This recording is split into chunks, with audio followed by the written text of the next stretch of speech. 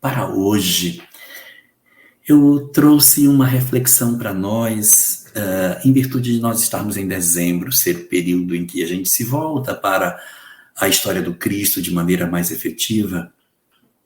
Eu resolvi trazer no dia de hoje, para a nossa reflexão, o Jesus de Mateus. O que nós sabemos da história de Jesus tem muito a ver com o perfil com que os evangelistas nos apresentaram a figura do Mestre.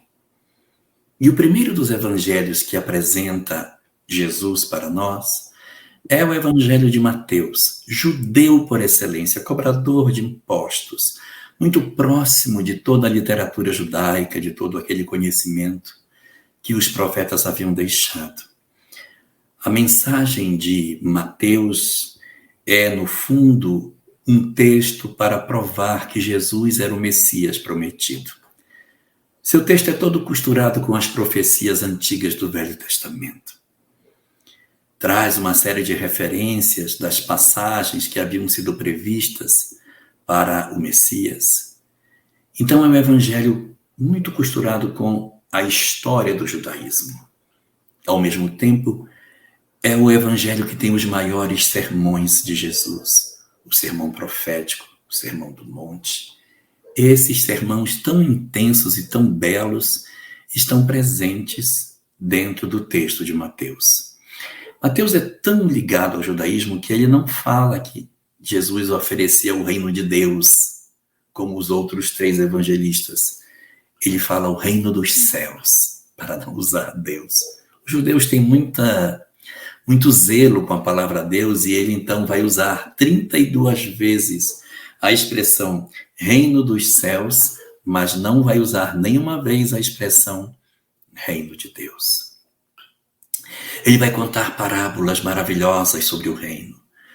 Vai ter parábolas que somente Mateus traz para nós. E essas mensagens que são extremamente úteis para nós, porque o evangelho de Mateus é um evangelho muito completo, que ele pega desde a concepção, desde a história ali do nascimento de Jesus até a sua ressurreição. É um evangelho muito completo, traz muitas notícias sobre isso. Mas qual é a grande lição que ele deixa para nós?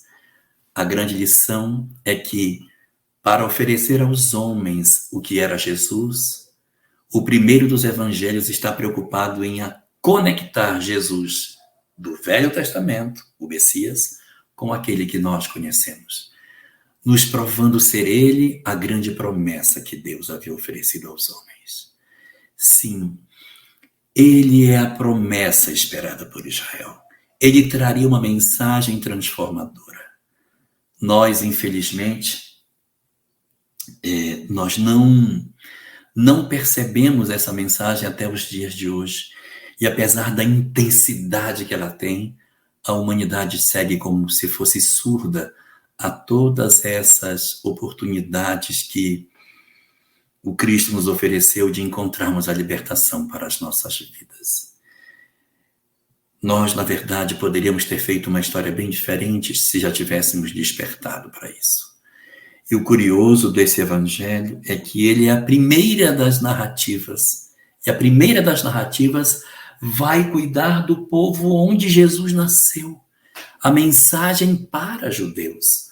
É o evangelho mais judaico de todos eles. É o mais preocupado em garantir aos mais tradicionalistas, aos mais rigorosos, a bela nova de que Jesus era o cumprimento da mensagem que Deus havia trazido através dos profetas.